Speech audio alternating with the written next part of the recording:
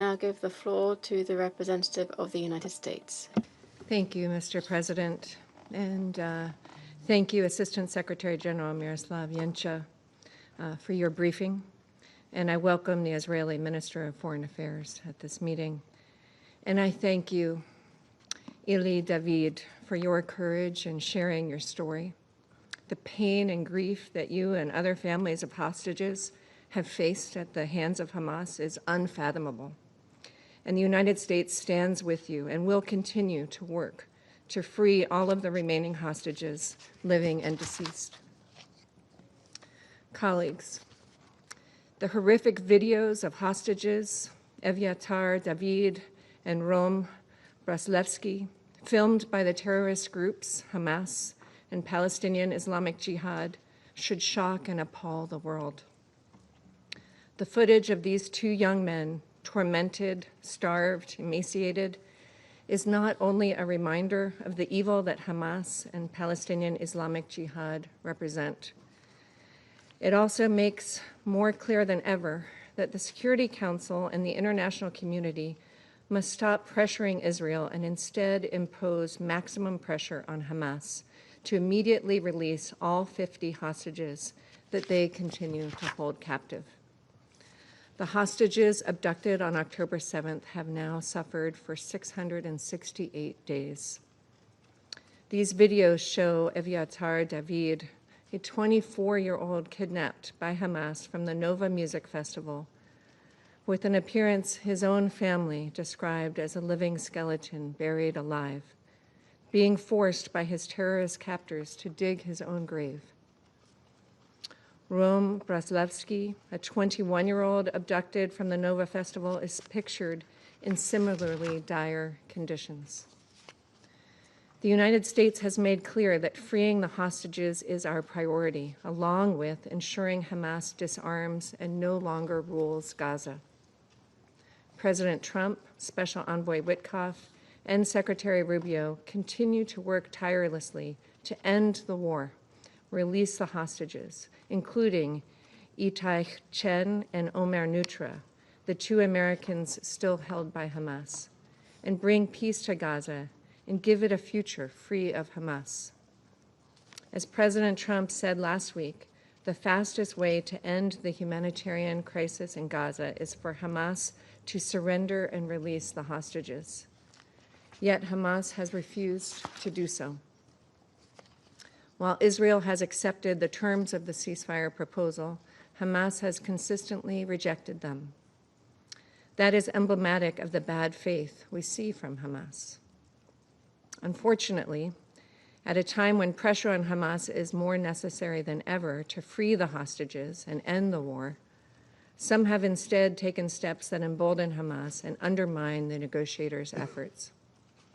We must be clear that unproductive publicity stunts like last week's two-state solution conference and unilateral announcements regarding recognition of a Palestinian state undercut the efforts of mediators and prolong the war. These gifts to Hamas not only imperil the hostages, they also hurt the civilians of Gaza, who continue to suffer what President Trump has recognized as real starvation. Colleagues, no one wants to see Palestinians, civilians in Gaza go hungry and thirsty. The United States supports getting assistance to civilians in Gaza and has been actively working to support the secure delivery of humanitarian aid to civilians in Gaza.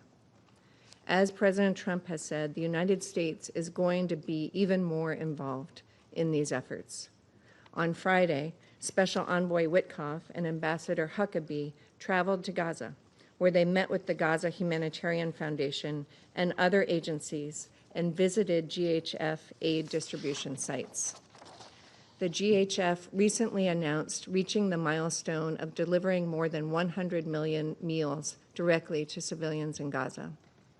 On Sunday alone, the GHF reported delivering more than 1.5 million meals at its distribution sites. We recognize the important actions Israel has taken to facilitate the increased flow of aid into Gaza.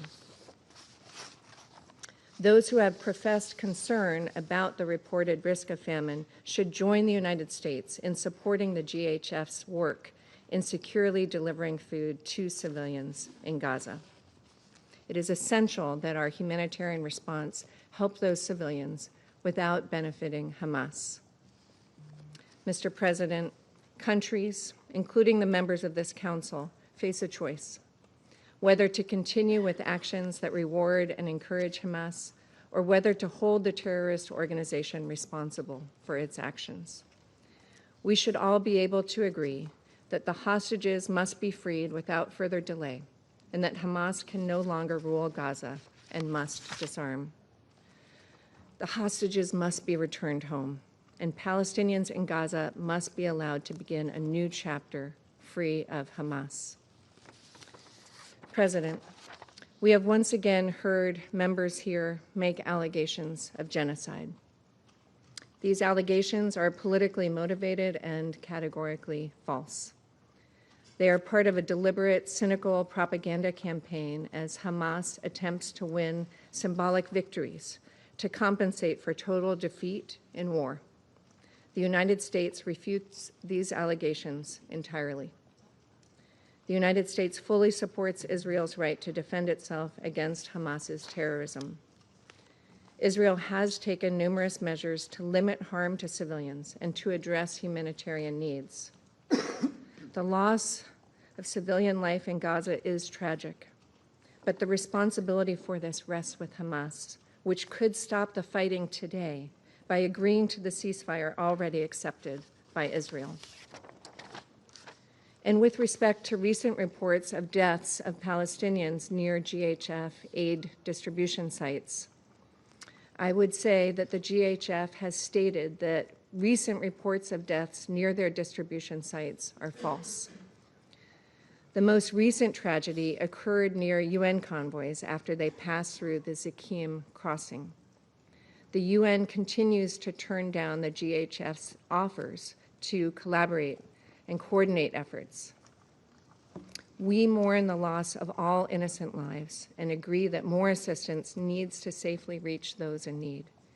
And we encourage all to support the GHF's efforts. President, in closing, the United States calls upon all countries to join together and say with one clear voice that Hamas must immediately surrender, release all the hostages, both those living and those who have already been murdered at the hands of Hamas, and allow this war to end. I thank you. I thank the representative of the United States for the statement.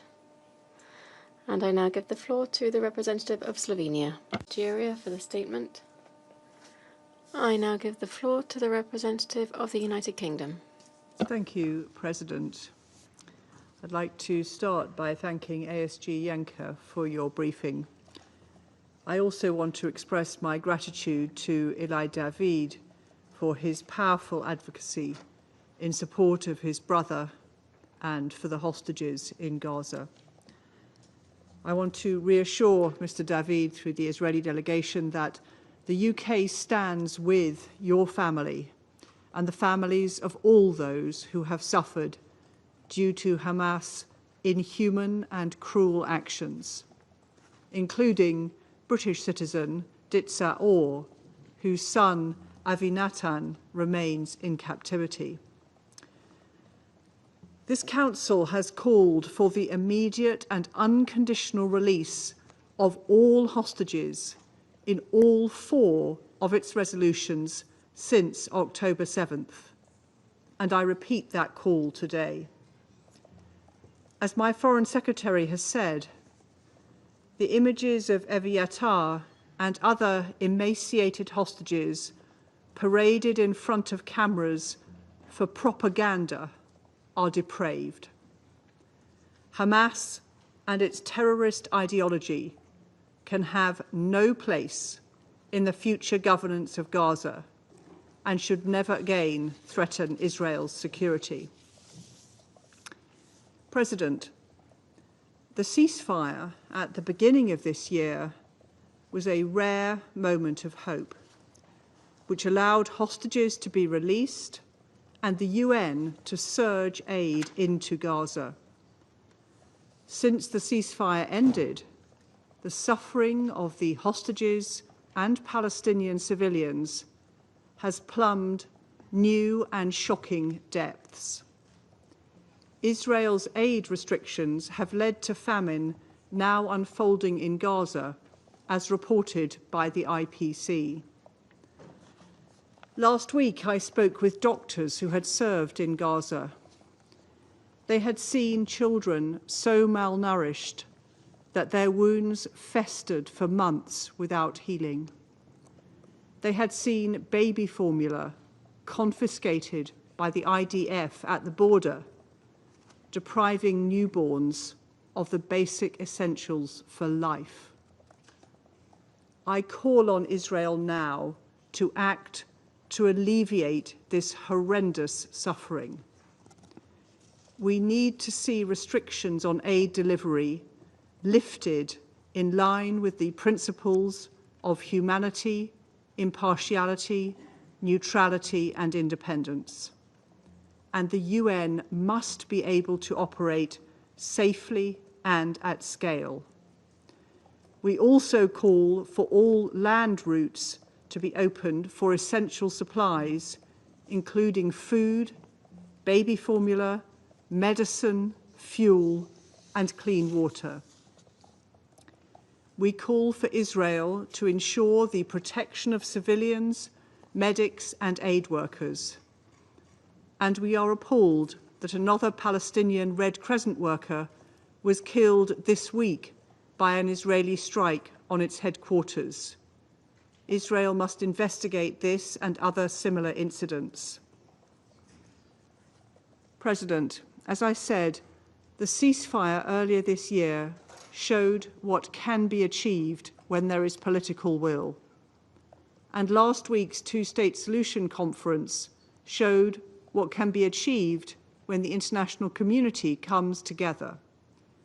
We urge the parties to reinvigorate their efforts to secure a ceasefire deal and an end to the conflict. As my Prime Minister set out last week, the UK is ready to play its full and historic part in achieving a plan which ends the bloodshed, brings the hostages home, and lays the foundation for a Palestinian state. Statehood is the inalienable right of the Palestinian people and is essential to the long-term security of Israel. I thank you. I thank the representative of the United Kingdom for the statement, and I now give the floor to the representative. Miroslav Zhencha for his briefing. We also listened with deep empathy to Mr. David's statement and sincerely hope for the safe and swift reunification of his family and all others still held in captivity. The taking of hostages is a clear violation of international law and totally unacceptable. Hostages must be released. Among other things, this was a clear demand in the draft resolution of the Security Council presented by the E10, including Pakistan in June. At the same time, let us be clear on the gravity of the overall situation on the ground. And it is not just we here in the Security Council or the wider membership in the General Assembly who are watching and who are worried. The entire world is watching in disbelief. Civilians have suffered the brunt of Israel's war on Gaza. Nothing can justify the indiscriminate killings, the starvation of an entire population, the collective punishment of a besieged people. These actions are not only morally indefensible, they constitute grave breaches of international law, including the Geneva Conventions and stand in flagrant violation of binding measures issued by the International Court of Justice. Mr. President, the humanitarian catastrophe in Gaza continues to escalate at an unprecedented scale. According to UN human rights experts, Israel's widespread and systemic abuse of Palestinians in detention and arbitrary arrest practices over decades, coupled with the absence of any restraints by the Israeli state since 7th October 2023, paint a shocking picture enabled by absolute impunity. Around 9,500 Palestinians, including hundreds of children and women, are currently imprisoned, around one-third without charge or trial. This is a profound violation of basic human rights, and again, totally unacceptable. 60,000 Gazans have been killed, 18,500 children. Palestinian children have been killed at a rate of more than 1 per hour since the war began. Mr. President, although I could have said this, but this is not my statement. It is the Washington Post, which has also published the names and ages of each of those 18,500 Palestinian children. The leading Israeli newspaper, Haaretz, has described the situation in Gaza as, quote, likely the most extreme example of politically driven starvation in the 21st century, unquote. The consequences are therefore horrible. At least 175 Palestinians, including 93 children, have died of starvation. The Director General of the FAO has warned Gaza is now on the brink of a full-scale famine. People are not starving because food is unavailable. They are starving because access is denied. The Integrated Food Security Phase Classification, IPC, has warned that the worst-case scenario of famine is now unfolding in the Gaza Strip. UNICEF has called it a perfect storm of suffering for children, while the UN Secretary General has warned of a humanitarian catastrophe of epic proportions. The World Food Programme put it starkly, quote, "This is a disaster unfolding in front of our eyes, in front of our television screens." Mr. President, even the delivery of humanitarian aid has become deadly. Over 1,200 aid-related killings have been documented since May. Palestinians are routinely forced to choose between two deadly options: risking death by starvation or risking death by gunfire to reach food aid site. And this is what the New York Times is saying, Mr. President. This war on civilians must end. We call for an immediate, unconditional, and permanent ceasefire, full Israeli withdrawal, the release of hostages, and unimpeded humanitarian access. The initial phase of the ceasefire agreement, brokered by Egypt, Qatar, and the United States, led to the release of 33 hostages. But for Israel's unilateral abandonment of the ceasefire, further releases could not take place. Thus, the suffering continues, and it continues on both sides. We further call for the full implementation of Security Council Resolution 2735, which presents a viable, actionable roadmap to end hostilities and deliver desperately needed aid. Mr. President, in the interest of peace, for that is the core responsibility of this Council, we must keep in mind the historical perspective of the Arab-Israeli conflict.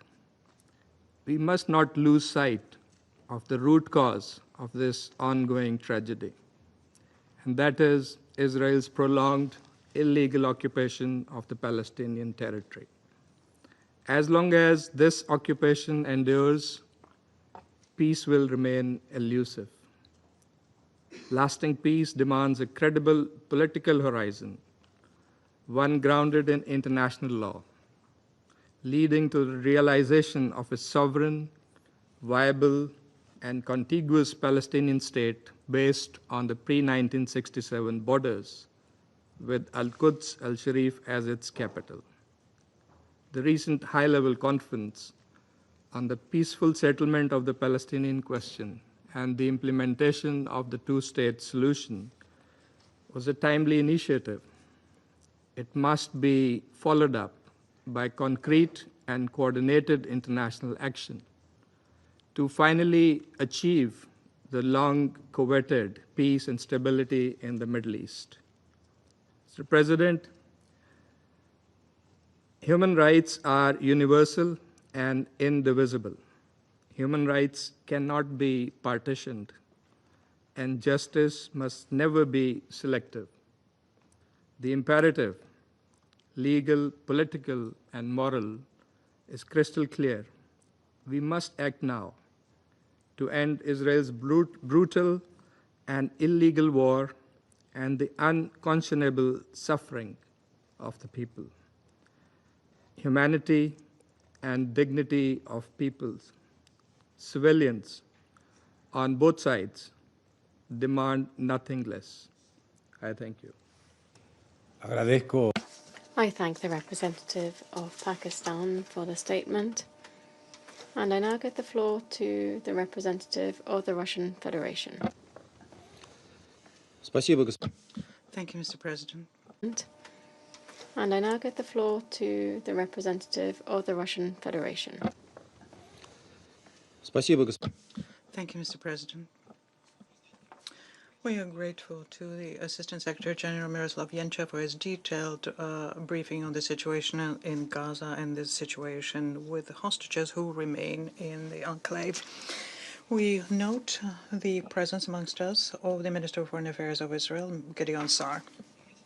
We listened very carefully to Ila David, and we studied very carefully to the letter by the Israeli side, and we mourn for all the innocent victims of the Palestinian-Israeli conflict, regardless of their citizenship and nationality. As all of those present here, we also were shocked by the footage earlier this month showing two Israeli hostages, Rom Braslavsky and Aviator David. In the video, they looked depressed, severely emaciated, and weakened because of an acute shortage of food and water, which, as we know, is something that all people in Gaza encounter. Every day spent by the hostages in Gaza is a tragedy for themselves, for their families, who spend every minute of their time waiting for their return. We also listened very carefully to the recent statements made by the relatives of Rom Braslavsky, Aviator David, and other Israelis held in Gaza. And we share their pain, but we cannot overlook the fact that the people who are in such a terrible emotional state and who fear for their children also voice a direct criticism of the leadership of the country, which, according to some of them, is drawing out the negotiating process with Hamas and thereby is assigning a death warrant for the remaining hostages. Let me recall here that we immediately condemned the tragic events of the 7th of October 2023. There can be no justification for that, nor can there be a justification for the collective punishment of the people in Gaza and turning a whole region into a zone of total despair. We advocated and continue advocating an immediate and unconditional release of all detainees and an immediate ceasefire in Gaza. Mr. President, we are sincerely convinced that there is no delegation in this room which would dispute the very simple fact that the life of any person is important and priceless. And we shouldn't have to decide whose suffering is more worthy of attention. This applies equally to the Israelis in captivity and to the peaceful Palestinians who, for now 670 days, have been essentially suffering the bombardment by Israel. At the time when the whole world will watch the terrible footage of Rom Braslavsky and Viator David with horror, from Gaza, we received shocking data about the fact that since the 1st to the 2nd of August, 180 people died there. Such tragedies is something that we receive information about essentially daily. Since October 2023, more than 61,000 Palestinians have died, and amongst them, according to UNICEF, 18,000 are children. Against this background, the general situation in Gaza can only be characterized as a humanitarian catastrophe. And this has consequences not just for the Gazans, but also for the Israeli hostages. Palestinians themselves are dying in the enclave not only as a result of air bombs or artillery shelling, but also because of widespread hunger and disease outbreaks. According to the World Food Programme, every third Palestinian is going hungry for several days in a row. The grim statistics of the victims of hostilities and the lack of hunger is compounded by the dead and wounded as they line up for food rations at the sites of the so-called Gaza Humanitarian Foundation. And there the numbers of victims is in the thousands. Since 27th of May, almost 1,500 Palestinians were killed.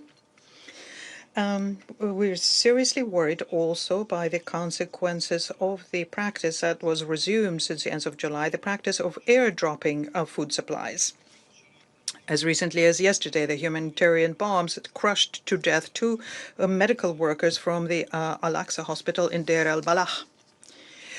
The Commissioner General of UNRWA, Mr. Lazzarini, in his recent comments warned against using such dangerous and costly way of supplying assistance. It's 100 times more expensive than using the land routes. Meanwhile, on the perimeter of the strip, there are 6,000 trucks with sufficient food supplies which would provide enough food to provide for several months for civilians. Mr. President, we are shocked by the targeted attack by IDF on the headquarters of the Palestinian Red Crescent Society in Han Yunis, as a result of which one staff died and several people were injured. Unfortunately, this is not the first time when members of the Red Crescent Society in Gaza died. We recall how the Israeli military mercilessly shot the ambulance Red Crescent, and their bodies were found in a mass grave subsequently. We call on Israel to stop this lawlessness. Humanitarians and medical workers should not be targeted, nor should the headquarters of the Red Crescent be targeted. It's clearly marked with its logo and unambiguously is under the protection of international humanitarian law. Contrary to the statement by West Jerusalem, the humanitarian blockade that they initiated in March essentially remains to date. What was announced on the 27th of July, namely partial easements and limited deliveries within the framework of the so-called tactical pauses, according to the UN humanitarians, is just a drop in the ocean compared to the acute needs of the Gazans, including, as we all understand, the needs of the Israeli hostages. In this context, we fully support the calls by the leadership of UNRWA and other specialized UN agencies to immediately remove the impediments to supplying into Gaza all of the essential things, including food, water, fuel, and medicines. We're very concerned by the aggressive campaign deployed by West Jerusalem against the staff of UN OCHA and its head, Tom Fletcher, who provide a sober and uncomfortable for Israel sometimes assessments of humanitarian situation. We can see that humanitarians are trying to analyze it comprehensively and find some ways of easing the plight of Palestinian civilians. What is undeniable here is that in order to have an uninterrupted and unimpeded humanitarian supplies, the main thing that is needed is to create the necessary security conditions. Unfortunately, the regular calls for a ceasefire that we hear from the Secretary General and from the absolute majority of the international community remain without due reaction from Israeli leadership. West Jerusalem continues intending to continue with the war in Gaza using by any means and under any pretext, and tries to prevent the stoppage of a military operation in the sector. Mr. President, we are equally concerned also by the fact that the Israeli authorities decided to cleanse and colonize the West Bank of the Jordan River. The victims of continuous raids by security services and violence of settlements, the victims of that are the regular Palestinians and foreigners sometimes. For example, on the 30th of July, there was an attack against the office vehicle of the Russian representation with the Palestinian Authority. And this was done under the lenient eye of the Israeli military. Furthermore, there are new negative records being made of the destruction and seizure of the property of the local citizens, building new settlements, legalizing outposts to make sure that the Palestinian towns are not connected to each other. Knesset continues passing new provocative passages. Following yesterday's decision to ban UNRWA at the end of July, there was another dangerous decision made about extending Israeli sovereignty of the West Bank. It is clear the systematic expulsion of the Palestinians, be it from Gaza or the West Bank, is something that's fraught with new risks and dangers for the stability and security of the Middle East, and can yet once again bring the region to the brink of a major war. It is also clear that the complete freedom of action that the Israelis have, freedom to do anything in Gaza or in the West Bank, would have been impossible without a direct military support and international and political cover provided by the United States. At the same time, the absolute majority of states in the world are rejecting this line. And what is telling in this situation was the Israeli and American boycott of the conference on the 28th, 30th of July, the high-level conference in support of this two-state solution, and the futile attempts by Washington to dissuade their partners from participating in this representative forum.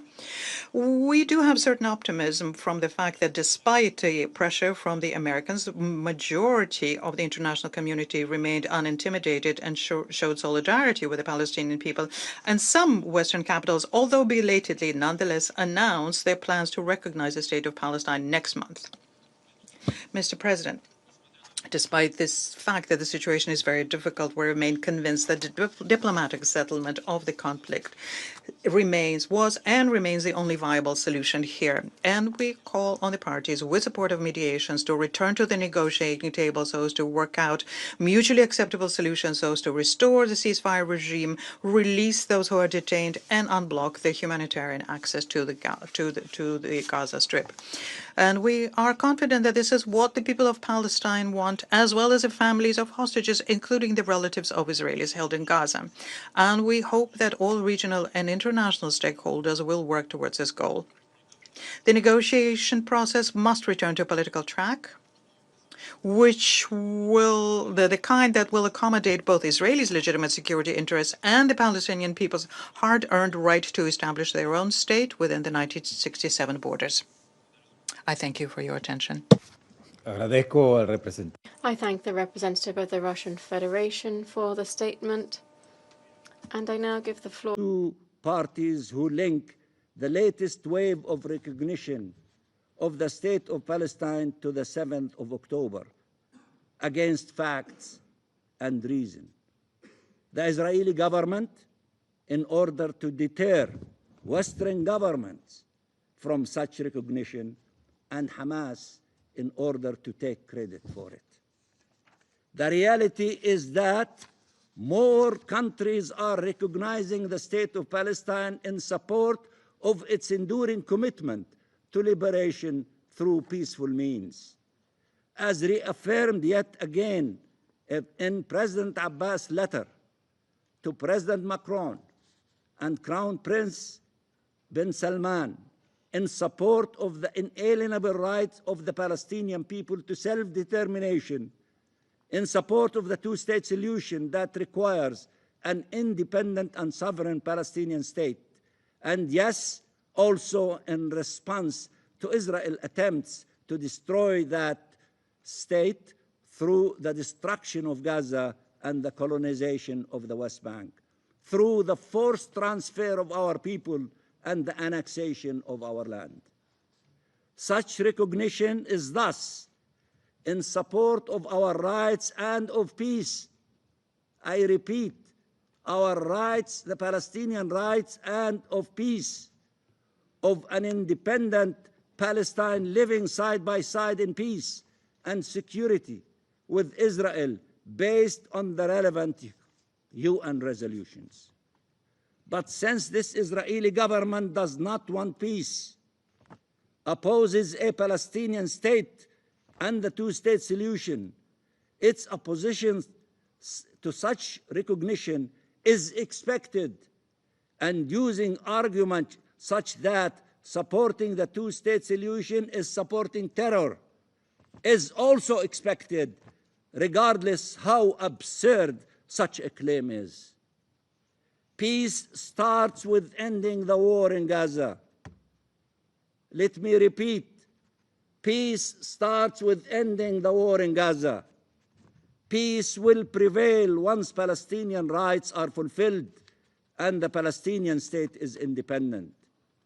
We are ready to work with the US administration, Saudi Arabia, which showed leadership for Palestinian rights and peace, France, which made the right, courageous decision to recognize the state of Palestine, and all countries who wish to see freedom, justice, and peace prevail to finally achieve what some want us to believe is impossible. Peace in the Middle East, it's not impossible. We have to work for it. It is the only alternative to war, to destruction, to hostages, to prisoners, to pain, to death, to starvation. Which one is nicer? Peace is much nicer than war and destruction. Peace saves lives, release hostages, release prisoners, give our children and their children hope. Peace is what the world wants.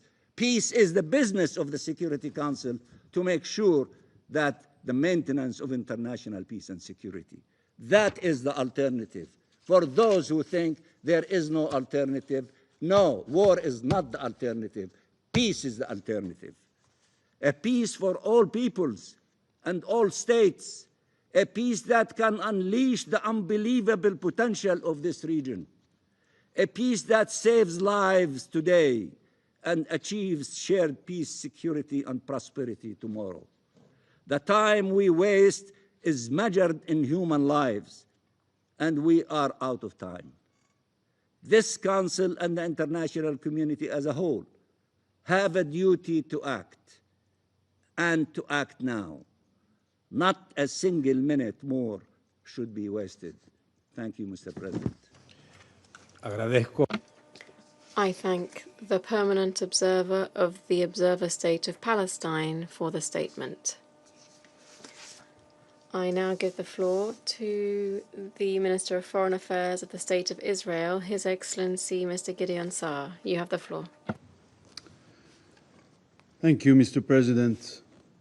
We heard the heartbreaking testimony of Eli, brother of the hostage Eviatar David, starved by Hamas. I want to thank the US and other countries for answering our call. Thank you for convening this urgent and important meeting of the UN Security Council. But we also heard here so many lies. I cannot refer to them all, but it was really funny to hear Russian Federation representative, after 3.5 years of a brutal invasion and brutal war in Ukraine and bombardments on civilian population in Kiev and other places, speaking here the way he spoke. I also heard the Palestinian representative I must say the Palestinians learned propaganda from you, from the Soviet era, and you were good teachers. The Palestinians invented terrorism as a way to promote their means, and it includes all Palestinian fractions. And until this very day, the Palestinian Authority continued to pay salaries to terrorists and terrorist families accordingly to the crime the terrorists committed. And this is how they encourage terrorism until this very day. You spoke about peace. From 1947, you had countless opportunities to reach peace. You rejected them all. I come here today as the Foreign Minister of the State of Israel, the sovereign state of the Jewish people, fighting for its existence for almost 2 years on 7 different fronts. I'm here today because our hostages are still there, starved, tortured by Hamas and Islamic Jihad in the dungeons of Gaza. On October 7th, Hamas invaded, with no reason, into Israel. It committed evil crimes like the Nazis and ISIS did. They murdered and raped women, killed children in front of their parents, and parents in front of their children.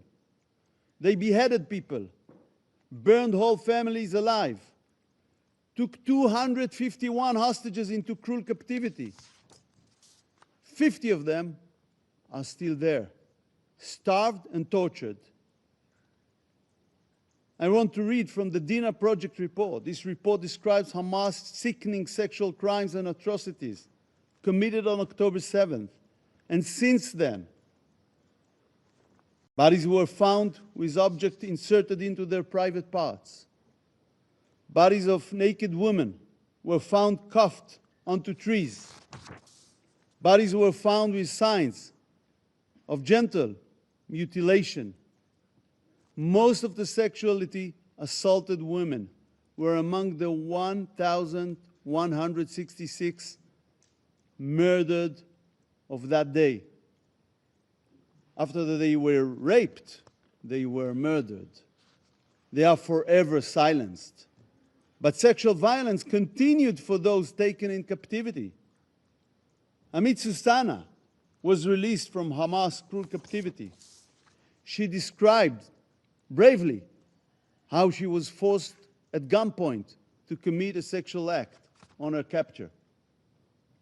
This is the pure evil that Israel faces. Hamas crimes are still ongoing. This past weekend, the whole world witnessed the cruel starvation of Eviatar David and Ron Braslavsky, tortured at the hands of Hamas and Islamic Jihad. The world saw their terrible condition, bones standing out in their skin like living skeletons, looking death in their eye.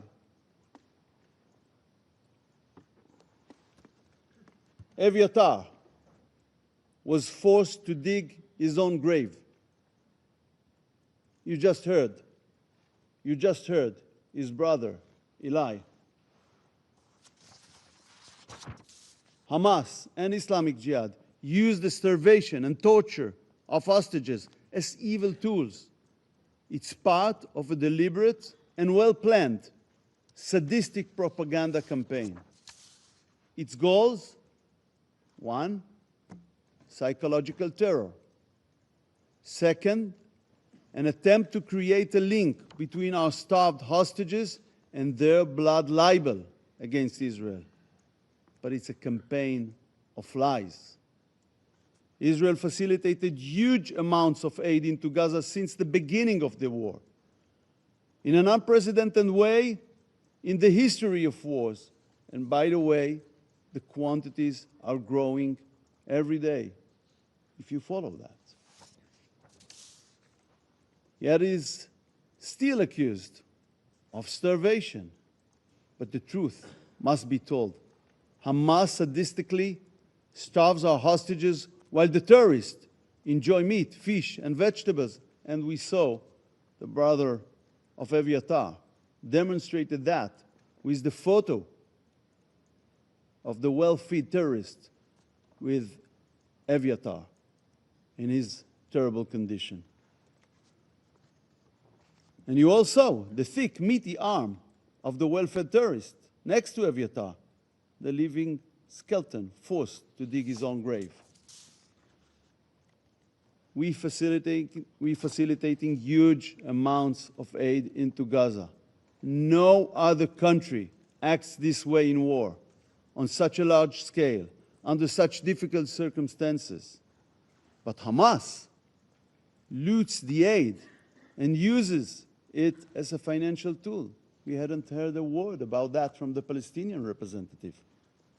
The distorted Hamas terrorists cruelly decide if and what the hostages will eat, mainly what they will not eat. Eviatar spoke of entire days when he did not eat at all. Our sick and starved hostages still have not seen representatives of the Red Cross until today, despite this being explicitly agreed upon in the hostage deal in November 2023. The medicine they desperately need to survive has not reached them. While the terrorists, the murderers being held in Israeli prisons, receive medical care and nutrition, Hamas and Islamic Jihad torture our hostages. Terror states and organizations kidnapping civilians is not just our problem. But Hamas did it on a huge scale on October 7th. These terror states and organizations do so in order to ensure their own survival and interests. Terrorists inhumanely kidnap innocent civilians as tools to achieve their goals. In the case of Hamas, they try to force upon us their conditions remaining in power in Gaza. And don't illude yourself. They don't care that someone else will take responsibility on civilian issues, taking care of the ruins they left behind in Gaza. They want to stay the strongest military force to continue their war against Israel and its civilians. This dangerous phenomenon could happen tomorrow anywhere in the world. The world must put an end to the kidnapping of civilians. The international community must take it not worthwhile for the terrorists. Today it's Israel, tomorrow it's you. The world has been turned upside down. While Hamas runs its propaganda machine, a huge part of the international media is both ignoring the truth and buying its lies. I read the New York Times the day after Hamas released the distorted video of Eviatar David. I looked, but could not find Eviatar on the front page. And then I couldn't find his picture in all of the paper. I call on the international media. Put Eviatar and Rome front and center. Is this not newsworthy? We are witnessing an upside-down world. We are witnessing the twisted anti-Israeli agenda of so much of the global media. They shift the responsibility from the kidnappers and rapists to the attacked country. They shift the blame from terrorists to the victims.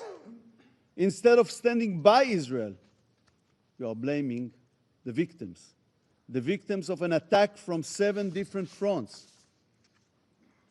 And I ask here at the United Nations Security Council, do you know what Secretary General Guterres tweeted after the horrible images of Eviatar and Rome were released? Not a word. Deafening silence. Yet we all see his endless and obsessive tweets against Israel, time and again. Ladies and gentlemen, what we are witnessing today is the rise of psychotic anti-Semitism around the world, flamed by modern blood libels like darkest days in history. Jews are hunted around the world simply because they are Jews. In Melbourne, in Amsterdam, in Paris.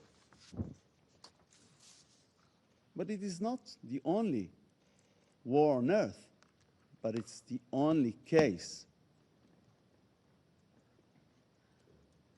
People are being hunted everywhere because of their nationality. Do you know of another nation fighting for its life and suffering around the world from hostility and violence?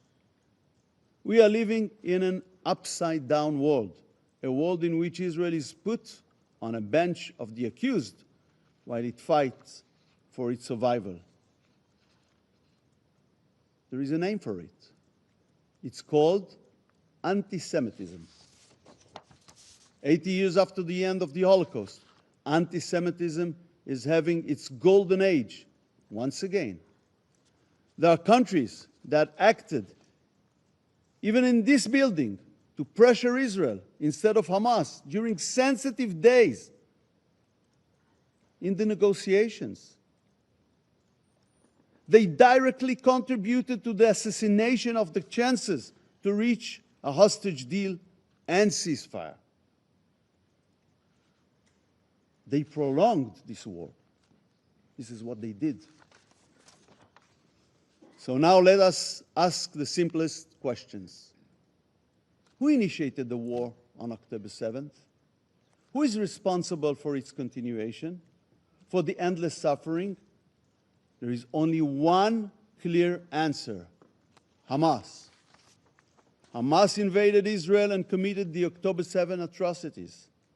Hamas still refuses to release the starving hostages from its dungeons. Hamas still refuses to lay down its arms. The call on Hamas to release our hostages must be front and center on the world stage. It must not stop until they are all come home. Mr. President, we call for the immediate and unconditional release of our hostages. We call on the UN Security Council to finally condemn Hamas for its evil crimes, to hold it responsible, and to demand the immediate release of all our hostages. Thank you. Agradezco. I thank His Excellency Minister Saar for the statement. And I now give the floor to the representative of Argentina. You have the floor. Good afternoon to you all. Greetings to all of our colleagues and also to Mr. Miroslav Jenča, as well as the Minister of Foreign Affairs, Mr. Gideon Saar. Allow me also, Mr. President, to express my country's congratulations to Panama for taking up the Council's presidency for the month of August. We wish you every success in to allow for dialogue and to uphold human dignity as a fundamental principle of coexistence upon which peace is built. Thank you very much. Vuelvo a asumir. I resume my functions as President of the Council.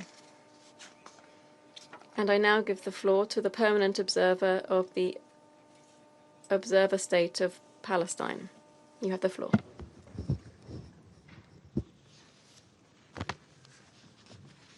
Thank you, Mr. President, and our warm congratulations to Panama on assuming the presidency of the Security Council. Mr. President, I thank Assistant Secretary General Jenča for his briefing, and I acknowledge the testimony of Eli David and the distressing, unacceptable video of his brother digging his own grave. We reject all inhumane and degrading treatment against anyone, especially persons held in captivity. From day one, calls for a ceasefire have been launched by the Palestinian people in Gaza, and the families of hostages echoed across the world. Both were actually aware that this war would mean more death and agony for their loved ones. And I'm grateful for all of my colleagues, members of the Security Council, who have stressed the need for an immediate, continuous ceasefire. It saves lives, it releases hostages and Palestinian prisoners, it saves lives, it opens the doors and the crossings for humanitarian assistance, stop the starvation of our people. It allows for the reconstruction of Gaza. It gives peace a possible chance. It gives all of us hope. I am very grateful for all of you who have stressed on these fundamental principles, and it is in your hands, since you are entrusted by the Charter of the UN to maintain international peace and security, to succeed in implementing your resolutions, and above all, to succeed in beginning with having an immediate ceasefire. Our call remains unchanged nearly 670 days later. End this Israeli war of massacres and starvation against our people. Release the hostages and prisoners. Enable immediate, unimpeded humanitarian aid to Gaza, including by the UN humanitarian system, including UNRWA, and secure full Israeli withdrawal from Gaza so that the Palestinian government can assume sole governance and security responsibilities with regional and international support, and we can begin immediately the recovery and reconstruction process based on the internationally endorsed Arab OIC plan and move towards finally ending this illegal occupation and achieving a just peace. Yet, in direct contradiction with the calls of Israeli hostages' families and by hundreds of former Israeli military leaders, what is Israel's answer to this worldwide call? Let's occupy all of Gaza. Let's annex Palestinian land. Let's displace the Palestinian people. Mr. President, the Israeli representative sent a letter calling on the Security Council to address violations of international law that need to be condemned. Speaking of abhorrent massacres of innocent civilians, of people being starved, tortured, and treated inhumanely, of how they appear emaciated, victims of starvation and abuse, not once realizing how much this description matches his own government's actions against an entire civilian population, the Palestinian people in the Gaza Strip. And he concluded his letter saying, and I quote, "One must wonder who is really being starved in Gaza," end of quotation. A despicable denial of what is evident for all the world to see, and trying once again to use the plight of Israelis held captive to cover his government's crimes or to justify them. Mr. President, Israel is demanding the world to take a stance against starvation when it is actually starving an entire civilian population, when it is shooting at them while they seek water and food, with the most severe effects on the most vulnerable, with infants and children dying, and with those surviving facing untold pain and trauma. It is demanding that the world take a stance against conditions of captivity of Israelis when it is holding 2 million people captive under its deadly siege, when 76 Palestinian prisoners have died under torture or starving or due to medical neglect in the last 20 months alone, when there are videos of Israeli jailers raping, beating, and humiliating Palestinian prisoners, when the world has seen the images of hundreds of Palestinians arrested, men and boys, placed almost naked on trucks and taken away, several of them having disappeared since, when 10,000 Palestinians languish in Israeli jails, thousands of them under administrative detention, the most arbitrary form of detention, when hundreds of our children remain detained, when Israel has held prisoners over 1 million Palestinians since the onset of the occupation 58 years ago, when it has held the remains of Palestinians for years and decades. Mr. President, the killing of civilians is unacceptable in all circumstances. Let me repeat. The killing of civilians, all civilians, is unacceptable in all circumstances. The killing of children is unacceptable in all circumstances. We should not tolerate harming or killing a single child, regardless of what nationality or faith they adhere to. Those who need to ask what is the nationality or faith of the perpetrator and of the victim to decide if you are outraged or not should go check their humanity. Torture and ill treatment of those held captive are unacceptable under any circumstances. It cannot be justified in some cases and condemned in others.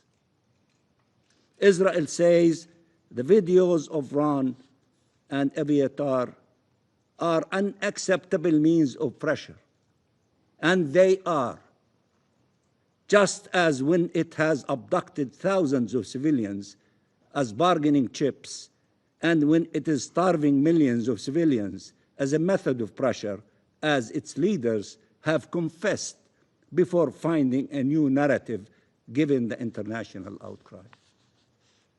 Mr. President, when Israel says this is a war of civilization against barbarism, it means that its barbaric acts have to be condoned because the perpetrators are Israelis and the victims are Palestinians. It does not even see the irony of it, resorting to such images that have been used and abused by colonial powers who claimed to represent civilization against barbarism to justify their atrocities. That is why Israel's foreign minister fails to grasp how his moral lessons to the rest of the world, scolding his closest allies, explaining that they should act according to his own very peculiar view of the law and humanity, sound totally tone deaf, are a source of worldwide contempt for him and his government. But as we reject selective outrage, we should not practice it ourselves. We oppose and reject all attacks against civilians, whether Palestinians or Israelis. There is nothing that justifies harming civilians or those no longer taking part in hostilities. You cannot justify it by calling them terrorists, and you cannot justify it by saying they are occupiers. The rules of international law must be upheld by all and for all to preserve our shared humanity. Mr. President, allow me to address the Israeli people. Your government wants you to believe that the whole world is conspiring against you, that the Palestinian people are terrorists, that the UN is filled with terrorists and terrorist supporters, that your closest allies are your enemies. This most radical Israeli government and its foreign minister are calling for, and I quote, de-radicalization, end of quotation, of the Palestinian society as a whole, calling them, and I quote, human animals, and quote, children of darkness. They want you to believe that your survival depends on your ability to continuously wage wars, including against a defenseless civilian population, half of whom are children in their erasure. 1 million Palestinian children in the Gaza Strip. The Israeli people need to decide if this is what they want their government and military doing. These atrocities that the whole world is watching and that your government is hoping you will filter out, deny, or justify. In the midst of this genocide, we are telling you, you choose peace and appeal to you. We choose peace and appeal to you to do the same. We do it for our children and our people. You should do it for your children and your loved ones. Enough bloodshed, enough wars, enough suffering, enough occupation. Enough bloodshed, enough wars, enough suffering, enough occupation. We are clear. What Israel did before the 7th of October cannot justify harming Israeli civilians on the 7th of October. And what Hamas did on the 7th of October cannot justify harming Palestinian civilians ever since. There is no justification for the killing of over 60,000 Palestinians, including nearly 20,000 children, the maiming of 200,000 Palestinians, the forced displacement and starvation of 2 million Palestinians, and the total destruction of Gaza. As there is no justification for the killing of more than 1,000 Palestinians in the West Bank in attacks by Israeli occupation forces and Israeli settler terrorists, or for the forced displacement of 40,000 Palestinians and destructions of their homes and refugee camps. The Israeli government is promising you that the solution is more occupation, more oppression, more displacement, more colonization, more killing, a recipe that has failed for 8 decades. Do not believe them. Do not believe them. If not for the Palestinian people's sake, for your own. If not in the name of humanity, in the name of self-preservation. The solution is ending this illegal occupation and ending this disastrous conflict. It is the realization of the independence and sovereignty of the Palestinian state, not its destruction. It is the fulfillment of our rights, not their continued denial. It is respect for international law, not its trampling. It is the implementation of the two-state solution, not a one-state reality with Palestinians condemned to genocide, ethnic cleansing, or apartheid. Mr. President, the international conference co-chaired by Saudi Arabia and France and attended by around 185 states with the active participation of 120 of them, has charted an irreversible path to peace. In the midst of all these tragedies and the pain that we all endured. The international conference sent a clear message. There is an alternative way. There is an alternative way. All of you who participated in the conference and deliberated the outcome document and the annex, you made a loud and clear statement. There is an alternative way. There is a possibility of peace. Palestinians are not destined to forever endure occupation, displacement, and dispossession. And Palestinians and Israelis are not doomed to be at eternal war.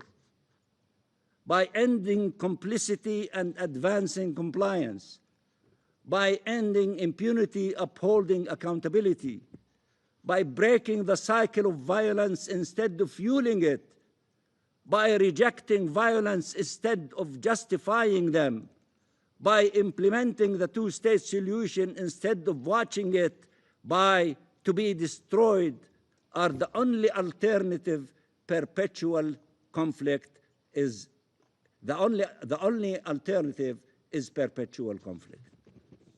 The conference identified the required actions by the parties and the states around the world in line with international law, the relevant UN resolutions and the ICJ 2024 landmark advisory opinion to achieve just and lasting peace that will lead to regional integration and security. Palestine endorsed the International Conference Declaration and Annex, while Israel boycotted it. Mr. President, there are only two parties who link the latest wave of recognition of the State of Palestine to the 7th of October against facts and reason. The Israeli government, in order to deter Western governments from such recognition, and Hamas, in order to take credit for it. The reality is that more countries are recognizing the State of Palestine in support of its enduring commitment to liberation through peaceful means. As reaffirmed yet again in President Abbas' letter to President Macron and Crown Prince bin Salman, in support of the inalienable rights of the Palestinian people to self-determination, in support of the two-state solution that requires an independent and sovereign Palestinian state, and yes, also in response to Israel's attempts to destroy that state through the destruction of Gaza and the colonization of the West Bank, through the forced transfer of our people and the annexation of our land. Such recognition is thus in support of our rights and of peace. I repeat, our rights, the Palestinian rights and of peace, of an independent Palestine living side by side in peace and security with Israel based on the relevant UN resolutions.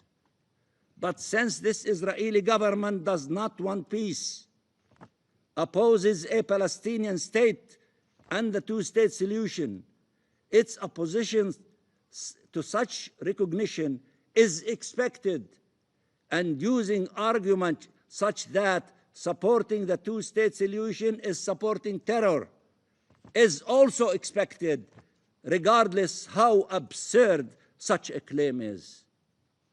Peace starts with ending the war in Gaza.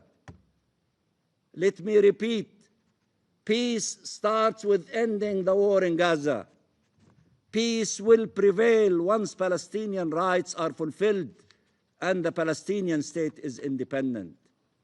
We are ready to work with the US administration, Saudi Arabia, which showed leadership for Palestinian rights and peace, France, which made the right, courageous decision to recognize the state of Palestine and all countries who wish to see freedom, justice, and peace prevail, to finally achieve what some want us to believe is impossible.